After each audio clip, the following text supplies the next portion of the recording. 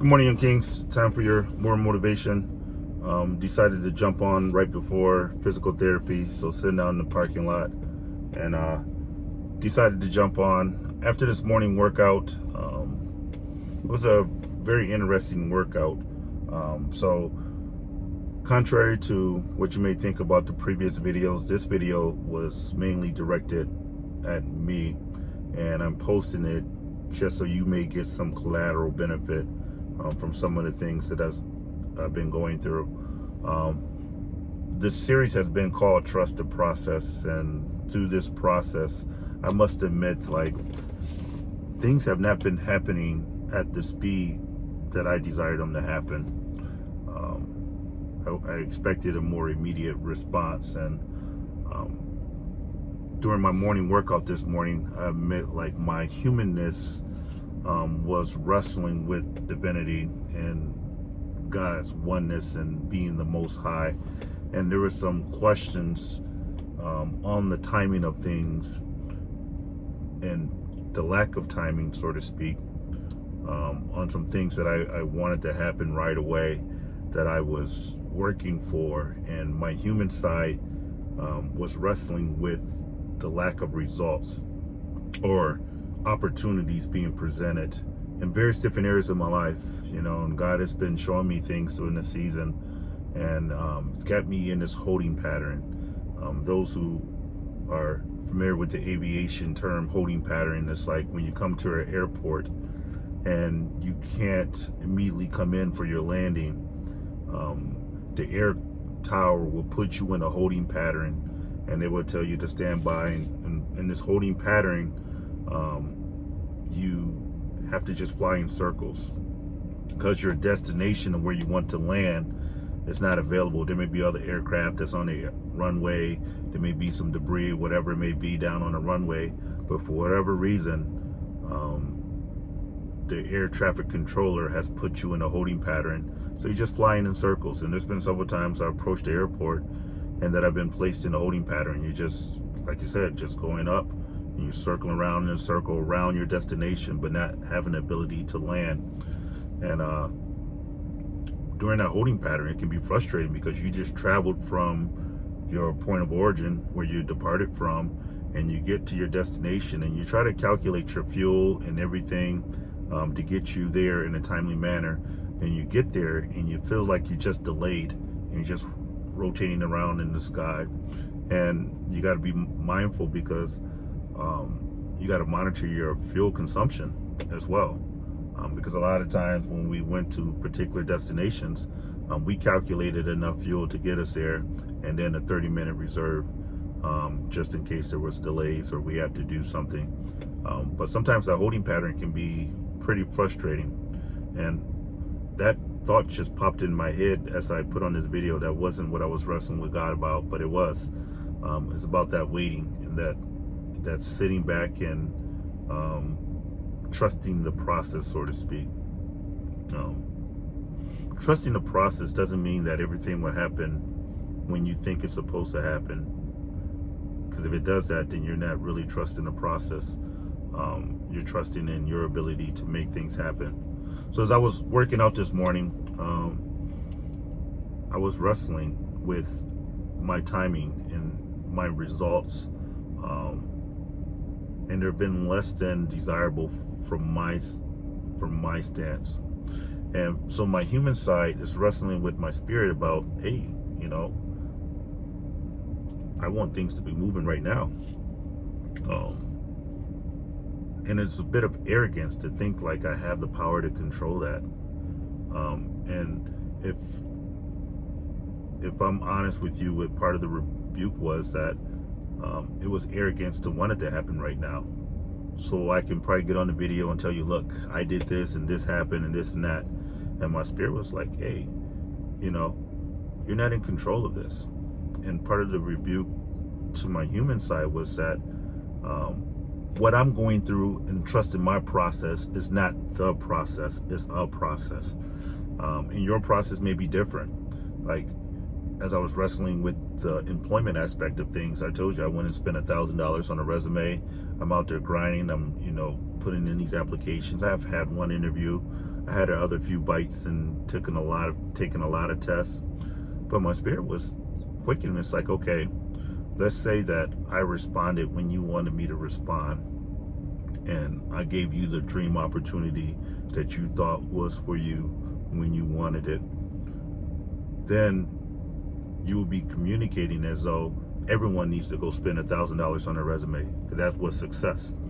You would be communicating that, hey, all you do have to work hard, and then these things will come into place. And those things are not foreign. Not saying that you don't have to do that, but that's not divine. That's still human effort. So sometimes, even in my knowing the right way, sometimes I still can execute things the wrong way. And I know I'm capable of fumbling and messing up the simplest tasks. So I got to be mindful of that. And that's what's my rebuke today, was that God is not in a race to see how fast he can bless me. Like, time to slow down. It's time to kind of yield and just kind of trust the process. That process is a process for a reason. And if you're not careful, you can start abbreviating and thinking that you're supposed to be further ahead than where you are. Regardless of what happened to you in your life, regardless of how many accomplishments you have, how many setbacks you have, regardless of whether it be good or bad, you are exactly where you're supposed to be right now. You're not ahead, you're not behind, you're right where you're supposed to be. Every decision you made in life has brought you to this very point in life. Good decisions, bad decisions, indecisions, decisions that were made for you by other people. Like, we didn't get to choose our parents, and I went over that before. Like, every decision that was made by you or for you, or in the ignorance of people around you, just situation and circumstances, has placed you in this exact point and place in your life. So now our job is not to figure out how to catch up or how to stay ahead.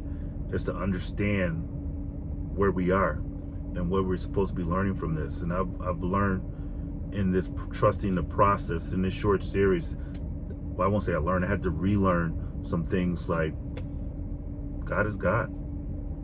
You know, no matter how much I pay for a resume, I can go spend another $1,000, which I didn't spend a lot, but my resume had been working. So I went and paid somebody another $100 to review my resume and see, hey, what's going on with my resume? You know, I'm not getting what I want. It's not communicating it enough. So even in that, God has told me, like, hey, you can't earn this. You know, this favor I have over your life, you know, you can't earn it. You can't work for it. You know, favor is not fair, and I can't be marketing it as though it is me. And I think a part of me in my accomplishment, you can get kind of a big head to think, well, I already have a big head, but you can start to have your expectations grow to a height that is propelling you to fall with disappointment. And I think that's where I was getting to, like, okay, I want to do this, I want to do this, this opportunities is here and there, let me go and put my resume and do this and do that. And I was expecting God to move on my behalf. And there's nothing wrong with having a godly expectation, you know, that God is going to bless you. And those things are all true, but it doesn't happen when you want them to happen. It happens when God decides it's time. You know, Yeshua walked the earth 33 years before he manifested into his final glory of the redemption of man. And he had to go through some things before he get there. Like, if you look at Moses, look at Abraham, if you look at Noah, if you look at Paul, you know, you can even look at Silas, you know, and Paul when they were in jail. They all went through a season where it seems like they were in neutral. Like, they weren't really moving the way they were desiring to move. They were in this kind of this holding pattern, just kind of waiting. Like, God has, and I'm not going to limit God to say God only has 3 answers, but in the way he's communicated to me, and it may be different for you, so I got to be careful that you don't think these are the only 3 ways. But for me, this has been kind of the umbrella of some of God's responses. It's yes, there's no, and there's not yet. So even in the no, it's not a permanent no, it's a not yet. Hold on, you need to grow some more, you need to develop some more, I need to mature you some more, you need to have a better understanding of what a yes means to you. So I have to tell you not yet. So what do you do in those not yet moments? You know, this can be frustrating, and it's not a matter of you feeling you're not qualified, you're not worthy, you're not this. You feel like you're ready, but God is still saying, not yet. Like when Abraham, you know, God told Abraham when he was 100 years old, he was going to have a son, you know, and his wife laughed at him, and, you know, he was trying to figure out how it was going to happen. And then they went through this holding pattern of it not happening. And then they go to try to do things their own way, and they created a division of what God intended to what they actually executed. And if you're not careful in that waiting pattern, then you can go off and you can go astray, and you can start making things happen on your own, but they'll be less than the divine, what the divine Most High intended you to have. So it's important that you learn how to wait and to be patient. Like, God is God. God has been giving me some information, just telling me to slow down. And I had my little nephew, I said my nephew, my grandson, over the other day, Alex, and the guy got all this energy, and it's just directed at anything he can get himself into, running around, doing this, bumping in this, turning this over. And I think, like, that's what happens to us. He was giving me a visual representation of what I've been trying to do, is running into things and just bumping and just having this energy that's just not really executing with precision, but I'm just executing in abundance of an energy. And sometimes you can wear yourself out with just a lot of activity, you know, and all activity is not progress. You know, you got to understand the difference between just movement and progress. And sometimes I know through trusting this process, I've been doing a lot of movement, but I haven't been making a lot of progress, and that's humbling at times. So as I was wrestling, as I was doing my cycling this morning, the scripture came to me was Isaiah 40:31, and it talked about them that wait upon the Lord shall renew their strength, and they should mount up the wings like eagles. They should run and not get weary, and they won't faint. They should be strong and they won't faint. So it's like, okay, I need to wait. And if I was honest with myself, I'll be and honest with you, I wasn't waiting upon the Lord when I was trusting the process. I was wanting the Lord to wait on me. And that sounds arrogant to even say that, but my actions, my attitude was more like I wanted the Lord to wait on me. Like, I wanted him to respond to my request. Like, not only wait, I wanted him to be my waiter. Like, feel like I pulled up to a restaurant and I'm thumbing through the menu, and then I have the Most High as my waiter asking, how can I help you? And I'm going through the menu, says I want this steak medium rare, I want this and that, you know, and sending them off to go execute the desires or the spirit of my intent. And God is like, you got this twisted. Like, it's not me waiting on you, it's you waiting on me. Like, let's not get this backwards. Like, I'm not here purchasing things a la carte. Like, I want this job, I want this relationship, I want this amount of money, I want this car. Now, God, go make that happen so I can tell people you bless me. And that's arrogant, but how many times have we ourselves been guilty of the same thing. You probably yourself have sent God on this blessing you type mission, and that's the wrong way. So when I was wrestling with God, God was telling me, like, no, this is not the way this works. I need you to wait upon me. What do you do when you wait, though? Like, because as I was mentioning, like, those activities I were doing were not bad activities. So I'm not anti development of trying to progress yourself and doing steps that will put you in an advantageous position. I'm not against that. I'm against what I did is putting my faith more in what I did than I did in the Most High. I was putting my faith in that $1,000 that I spent on a resume more than I was the Most High. Like, if God had done that, if he had done exactly what I told him to do, then everybody who watches these videos would think the key to the secret is go spend $1,000 on a resume or more.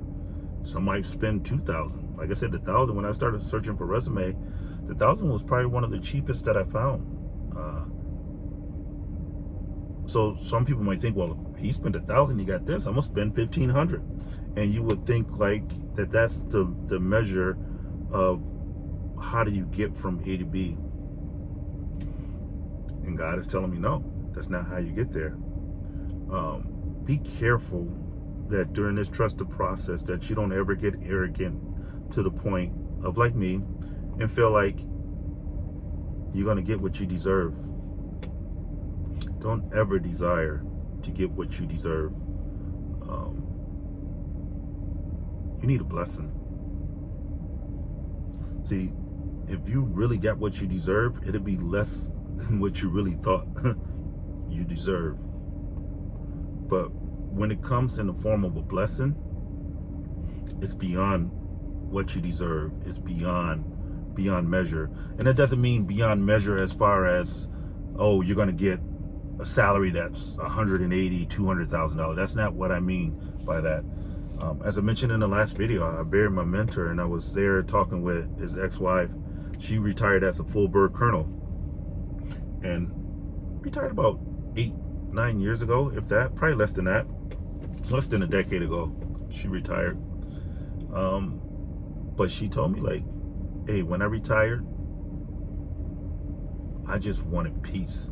Like, I had been working hard in the military. I've been leading soldiers, and I've been having to deal with this person problem, that person problem. And I just wanted to break from that, is what she said. She says, I went from being a full bird colonel in the Army to actually working as a bank teller. Like, and it wasn't because I couldn't do more. I just didn't want to do more. I just wanted the time to relax, come up and do my job, and not be responsible for somebody not coming to work, somebody's doing this outside, somebody's underperforming, and me having to counsel them and get them up to speed. She says, I just didn't want any of that. I just wanted to go to work, do my job, and come home. Now, she says since then, in the last few years, she had advanced in the company, but she took that knee and was encouraging me to take a knee. And this is not the first time that I've heard that. People say, hey, don't be in a rush, be careful of what you wish, because you may actually get it. And once you get it, you may realize that you really don't want it once you get more information about the situation.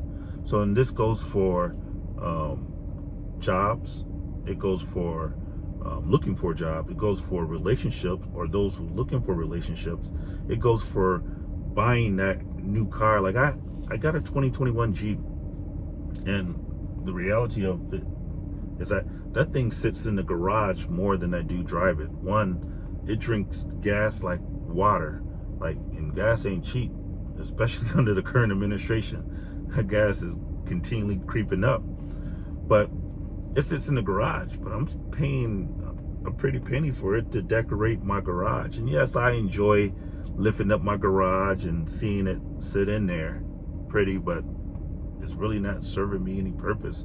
I find myself in this Tahoe that's 11 years old more than I do the new Jeep that's the current year. So be careful. Sometimes even when you get it, it's not that I don't want it anymore, but I still don't have the same passion as though when I first got it. And that can how it be with a lot of things in your life. So them that wait upon the Lord shall renew their strength.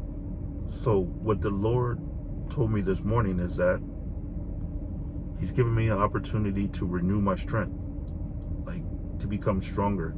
As I mentioned before, like when I came out of my cast, I thought I was going to come out of my cast and I was going to be lifting heavy weights. So I thought I was going to be moving like 10 pounds and stuff like that. In physical therapy, they got me holding 1 pound weights just to kind of stretch it. But in my mind, like soon as I put off that cast, I was going to be getting back to the function. And it's a good thing that God has me in the waiting process, because, and I won't get into why, but if my wrist was fully functional, there's some people I want to punch in the face. And this is less than holy. I mean, just real talk. Like if I think that I can get away with it with my wrist, because this is my dominant hand, I probably would be in a less than desirable predicament right now, based off some events that took place. I do want to punch some people in the face, but being handicapped, you just gotta understand, like, okay, calm down, relax, maneuver in a way that's different. You can't respond the way you would want to respond. It's time to respond right. So it's just one of those things, like, you may not have this problem of being arrogant and want God to wait on you, but I knew that I needed to get this rebuke out. So this may have nothing to do with you and your journey. Your journey may be all holy. You may have got everything right, and you may be not be frustrated by some of the events or lack of events happening in your life. If that's you, then this video may not do you any good. But if you're on the process like me, see, that was an arrogant statement, like saying that you can't be on the process and not have the same problem. You see that, it's just God, is not done with me. Like, it's still some restored areas in my life that I still got to work on, and he's giving me opportunity to renew my strength. And it says you should mount up on the wings like eagles. And the thing about an eagle is that they fly high. They're above. They're like the generals of the sky right now. And the only time you can see an eagle, really, they'll come and take a rest on a branch. But the only time they scoop down low is when they got their eyes on a target, and they go down, they attack their target, and then they bring it back up. You know what I mean? You don't see them walking on the ground looking for the prey. They got this vision that they can see their target, and they're more calculating, they're more precise, and before they move, they didn't already decided where it is they're going. They're not just flying low hoping to find something down there. Like, they already seen it. They already calculated where they are and what's the distance to get from where they are to where that target is, and they go snatch it up and they go.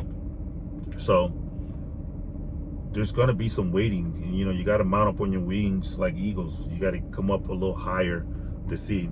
And that's the thing about aviation too. They got this nap of the earth when you're flying just like 50 meters above the trees, and your point of reference is going by fast. It looks like you're going really fast. But then if you get a lot higher, you can be going at exact same speed, and it seems like you're barely moving at all, because your point of reference is not giving you that instant feedback.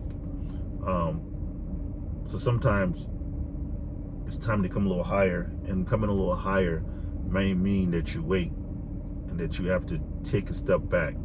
It's not saying stop, but it's saying yield. Saying God is saying, hold on, son, just be patient. Wait up on me. And when I wrestled with the Lord, this morning, it wasn't like a harsh rebuke.